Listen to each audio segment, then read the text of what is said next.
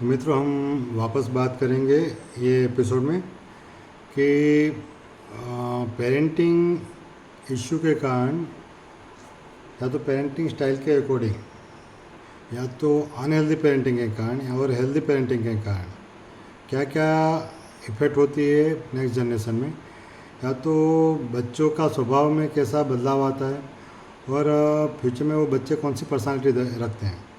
अपने सोसाइटी में, समाज में आपने देखा होगा कि बहुत ऐसे लोग हैं जो लोगों को आप अगर देखोगे, या तो अपनी फैमिली में भी आपने देखा होगा कि जो लोग घर में एकदम सिंपल सोबर पढ़ते हैं, घूमते हैं, जो अपने कपड़ों का ध्यान नहीं रखते, बोलने का ध्यान नहीं रखते, उनका बिहेवियर का ध्यान नहीं रखते, वो लोग बाहर जाके जब बाहर जाते हैं तो बहुत अच्छे कपड़े पहनते हैं, बहुत अच्छा ग्रूमिंग करते हैं, बहुत अच्छे दिखते हैं, उनका बिहेवियर चेंज हो जाता है, उनका लुक चेंज हो जाता है, उनका बोलने का तरीका चेंज हो जाता है और बाहर जाके वो बहुत दूसरे लोगों के साथ बहुत अच्छी तरह बातें करते हैं, बहुत अच्छी तरह कम्युनिकेशन करते हैं। अगर आप उनके साथ रह रहे हो या तो आप उनके घर में रह रहे हो तो आपको समझ में आएगा कि ये बिहेवियर तो टोटली ओपोज है, जो घर में दिखता है, जो नेचुरली दिखता है, और बाहर की दुनिया में जाके वो पूरा ओपोज दिखता है। तो ऐसा क्यों? तो मित्रों, ये चीज़ होती है कि बाहर की दुनिया में जो लोग होते हैं उनको एक as a source of supply, मतलब उनकी नीड पूरा करने का एक ऑब्जेक्ट की ओर वो लोग सोचते हैं। खुद को सुपीरियर फील करने के लिए वो उनका वो बिहेवियर रहता है। और घर में जो नज़दीकी लोग होते हैं जिनके साथ वो इमोशनली कनेक्टेड है, सोशली कनेक्टेड है, as a partner, as a बच्चे, या तो एज ए माँ बाप, तो जो उनको छोड़ नहीं सकते या उनसे छुड़वा नहीं सकते या तो रख के जा नहीं सकते, तो क्या वो लोग रियलिटी जानते तभी भी उनको इस चीज़ से फ़र्क नहीं पड़ता। बट जो नहीं जानते उनके बारे में वो जो हकीकत में लोग जो नहीं जानते उनके सामने वो लोग अच्छा दिखेंगे, अच्छा बोलेंगे। क्यों? क्योंकि वहाँ पे वो उनको एक एडमिरेशन मिलता है, वाह मिलती है, उनको सुपीरियर फील होता है। उनकी जो रियलिटी होती है इनर साइड की, जो घर के लोग जानते हैं, वो बाहर जाके वो पता नहीं चलती, वो उनको अच्छी तरह दिखती है। बराबर, वो अपनी डिज़ायर जो पूरी करनी होती है वो उनसे पूरी करवा सकते हैं। बराबर, लोग उनका फॉलो करें, उनकी बात सुने, इसके लिए वो अपनी इमेज को चेंज कर देते हैं बाहर जाने में। और घर के अंदर गलत इमेज होने के बावजूद भी वो लोग चेंज करने की कोशिश नहीं करते। क्यों? क्योंकि घर में वो इमोशन का उपयोग करके, रिलेशन का उपयोग करके वो अपनी इच्छा, अपनी डिज़ायर के अकॉर्डिंग काम करवाते हैं, या तो कंट्रोल करवा के या तो इमोशनल मैनिपुलेट करके। तो वो बाहर की दुनिया में वो चीज़ वो नहीं कर पाते तुरंत, तो इसके लिए वो बाहर का मुखौटा पहनते हैं जिसमें लुक जो एट्रैक्टिव होता है, इंप्रेसिव होता है, इन्फ्लुएंस होता है, वैसा करते हैं। सेकंड होती है कि बाहर की दुनिया में उनको एक सेंस ऑफ एनलाइटनमेंट, मतलब कि उनको अच्छा फील होना, बड़ा फील होना, स्पेशल फील करवाए लोग, उनको रिस्पेक्ट दे, उनको अट्रैक्शन दे, बराबर। तो वो चीज़ उनको चाहिए, क्योंकि उनके पास ऐसी कोई दूसरी स्किल नहीं होती, या तो कभी कभी स्किल होती है मगर यही नेचर के कारण, यही पर्सनालिटी के कारण वो चीज़ दब जाती है। जो स्किल होती है वो दब जाती है। वो अच्छी स्किल होने के बावजूद भी उनका इनर जो सेल्फ वर्थ होता है, जो सेल्फ आइडेंटिटी, वो पुअर होती है। उसके कारण क्या होता है कि उनकी बाहर की दुनिया में कोई ना कोई उनको प्रेज़ करने वाला चाहिए, उनको साथ देने वाला चाहिए। वो अकेले कोई चीज़ नहीं करते, तो उनको कोई ना कोई कंपनी चाहिए, ग्रुप चाहिए, वैसा हो जाता है जिसके उनका खुद का वजूद टिका रहे, उनको खुद पे विश्वास बैठा रहे। जब दूसरे लोग वाह करें, उनका प्रेज़ करें, तब उसके अलावा उनको दिक्कत होती है। बराबर, तो जनरली दिक्कत ये होती है कि इसके कारण वो अपने पार्टनर के साथ तो जुड़े होते हैं मगर बाहर की दुनिया में भी पार्टनर ढूंढते हैं। जरूरी नहीं कि वो फिजिकली या सेक्सुअली पार्टनर हो, वो इमोशनली हो, मेंटली हो, वो ऐसे पार्टनर चाहिए जो उनकी वाह करे, क्योंकि उनके खुद का वजूद, उनकी सेल्फ इमेज बहुत पुअर होती है, क्योंकि वो भी उनके माँ बाप के द्वारा की गई होती है, उनका अपब्रिंगिंग जो होता है उसके कारण हुई होती है। अब वो चीज़ इमोशनली होती है तो उसके बारे में क्या कि कोई सपोर्ट नहीं मिलता, कोई मेंटर नहीं मिलता, कोई गाइडेंस नहीं मिलता। इसके कारण क्या होता है कि वो लोग फिजिकल अपीयरेंस पे ज़्यादा जाते हैं। तो फिजिकल अपीयरेंस में क्या होता है कि लोग अट्रैक्ट ज़्यादा होते हैं एक एज में, एडल्ट एज में, सेक्सुअली। तो उसके कारण लोग उनका अट्रैक्शन भी देते हैं, उनको ध्यान भी देते हैं, अटेंशन भी देते हैं। और उसी अटेंशन में वो लोग अपने इमोशनल नीड जो होती है, जो एम्प्टीनेस होता है, कॉन्फिडेंस, लैक ऑफ कॉन्फिडेंस होता है, लैक ऑफ सेल्फ वर्थ होता है, वो फुलफिल होता समझते हैं। मगर वो भी टेम्परेरी होता है, 1 साल 2 साल के लिए।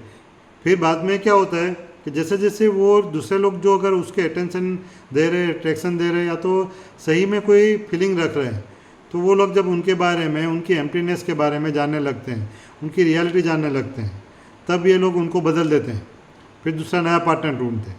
तो ऐसे लोग जो होते हैं जो अपने पार्टनर 2 साल या 5 साल में, 10 साल में बदल देते हैं, तो उसके पीछे का साइकोलॉजिकल रीज़न ये होता है कि उनकी वीकनेस के बारे में जो जानते हैं तो उनके लिए उनको रिस्पेक्ट नहीं रहता, उनके लिए उनको एक नफरत सी हो जाती है। दूसरा, जो लोग नहीं जानते वो लोगों को वो अट्रैक्ट करते हैं, ज़्यादातर वो फिज़िकली अट्रैक्ट करते हैं, सेक्सुअली अट्रैक्ट करते हैं। वो सामने वाले लोगों को वो चीज़ समझ में नहीं आती और सामने वाले उस चीज़ से अट्रैक्ट होते हैं और वो ये लोग अपनी नीड पूरी करते हैं, जो इमोशनल एम्प्टीनेस की जो होती है उसके। दूसरे के कुछ लोग जो होते हैं ऐसे लोग जो इजीली बोर हो जाते हैं। जब उनको शांति मिलती है, एक बैलेंस लाइफ मिलती है, तब वो लोग बोर हो जाते हैं, क्योंकि उनको हमेशा थ्रिलिंग चाहिए, ड्रामा चाहिए, एक्साइटमेंट चाहिए।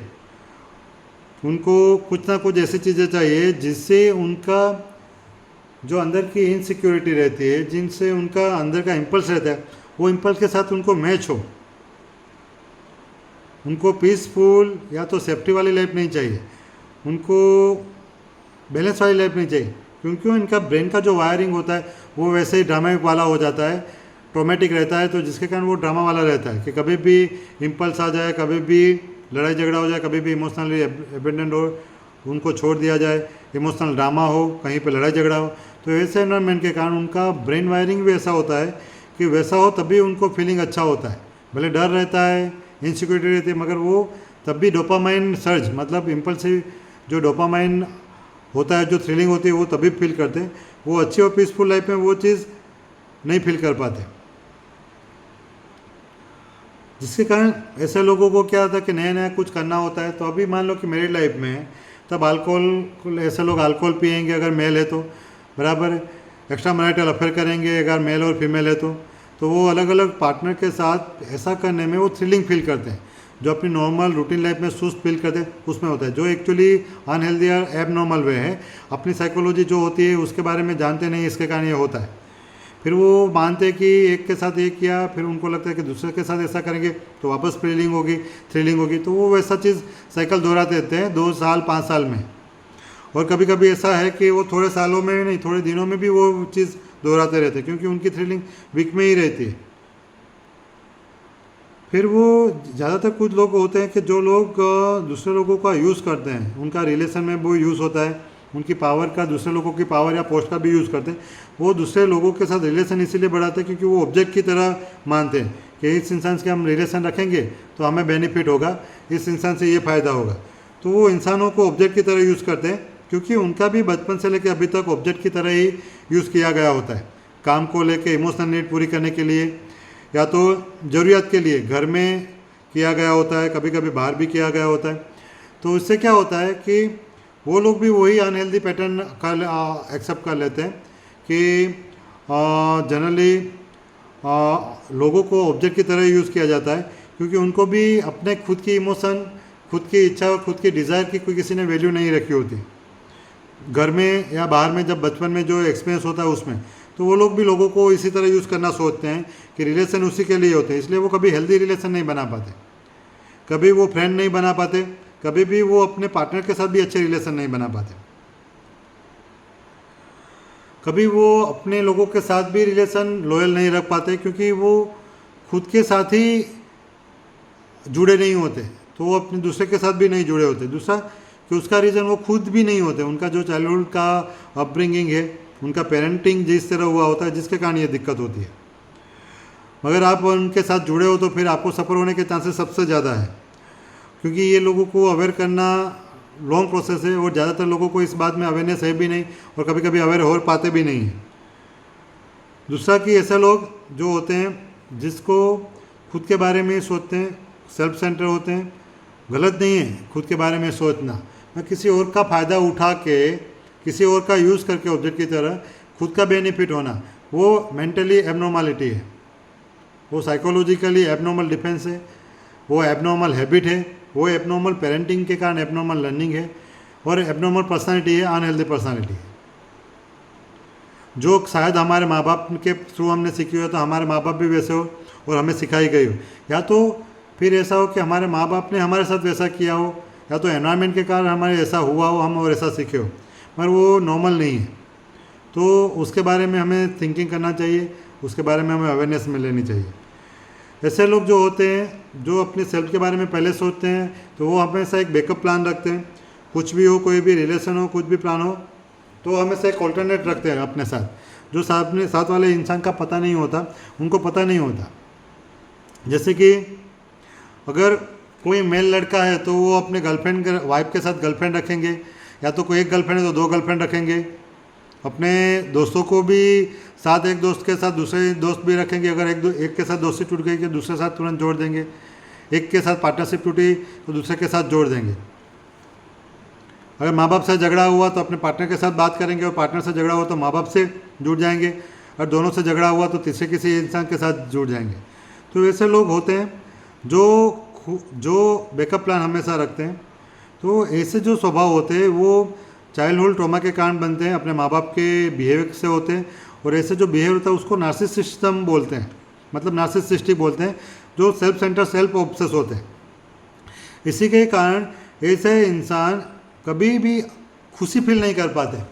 आजू बाजू एनवायरनमेंट अच्छा होता है, घटना अच्छी होती है, पार्टनर अच्छे होते हैं, लोग अच्छे होते हैं, तभी भी वो लोग एक हैप्पीनेस फील नहीं कर पाते। उनकी हैप्पीनेस बहुत सैलो होती है और डिपेंडेंट होती है। वो दूसरे लोग करे, कोई वाह वाह करे, कोई करे, तब भी वो फील होते हैं।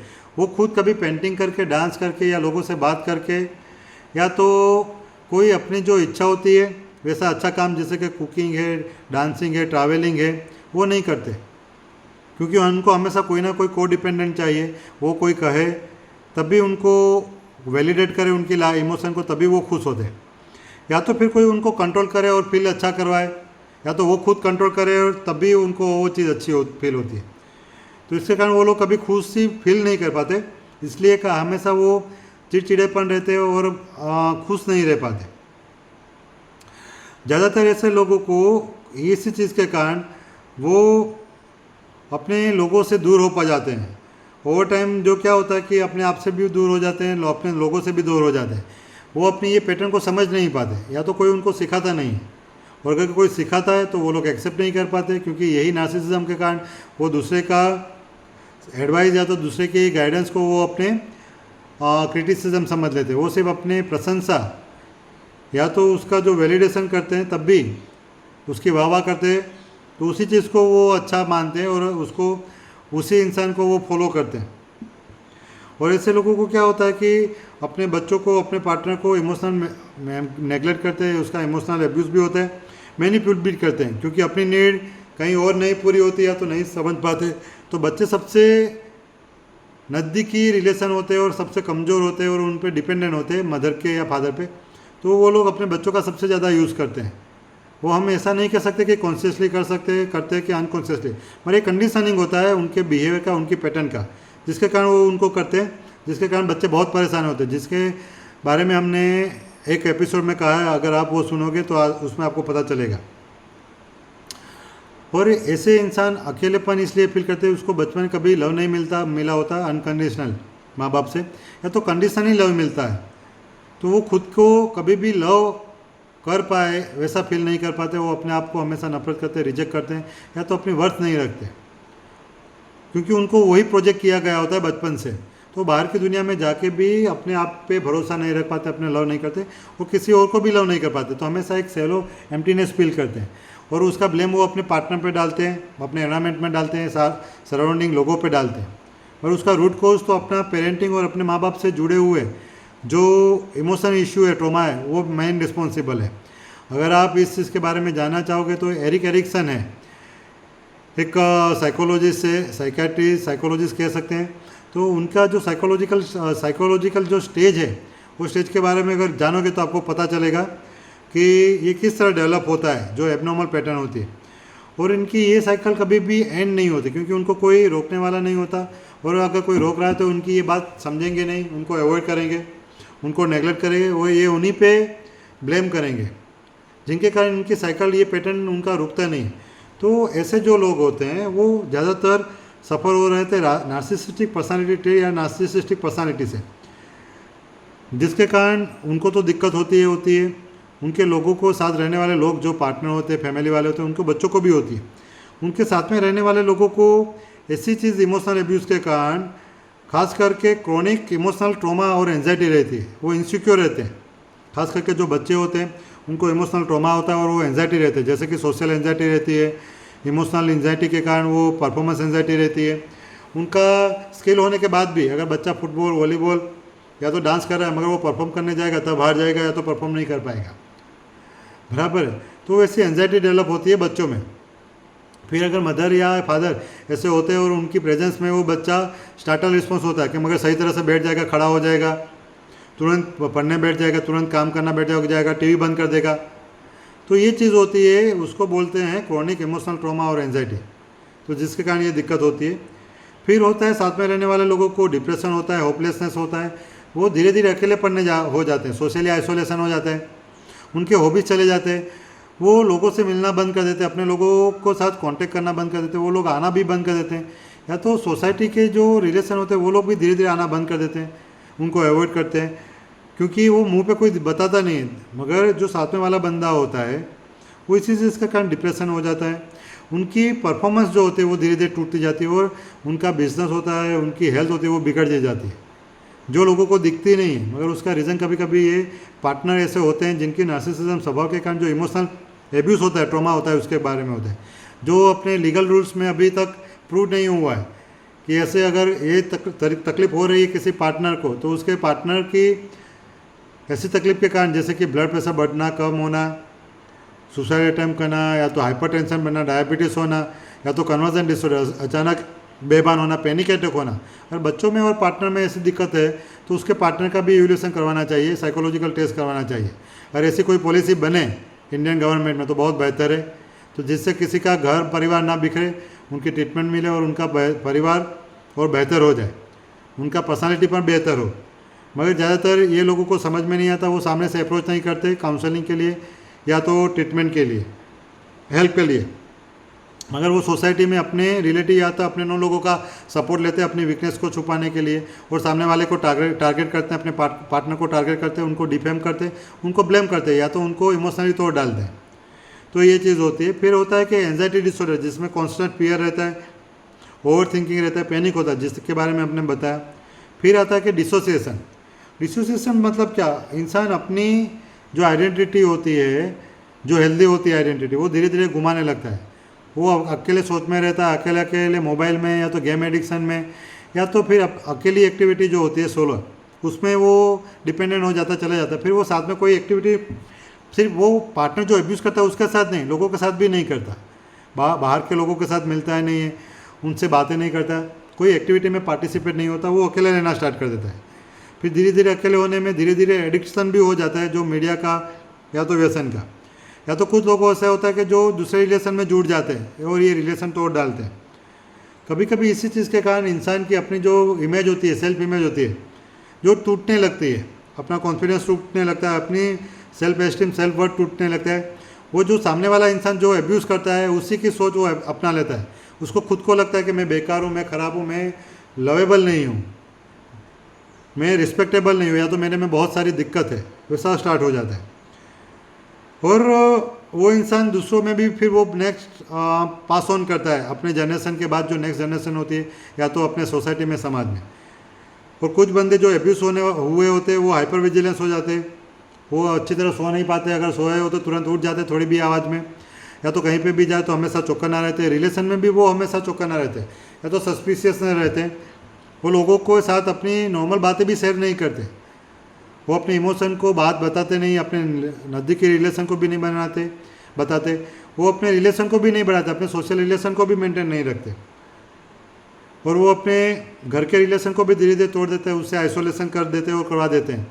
तो हाइपर विजिलेंस एक स्टार्ट होता है। फिर आता है इमोशनल डिसरेगुलेशन, कि ऐसे इंसान एब्यूज से होने के कारण अपने इमोशन पे कंट्रोल नहीं कर पाते, उनका मूड चेंज हो जाता है, डिप्रेशन में आ जाते हैं, गुस्सा आ जाते हैं, कभी कभी उदास हो जाते हैं, तो कभी कभी अपने काम से चेंज हो जाते हैं। तो ऐसी तकलीफें होती है।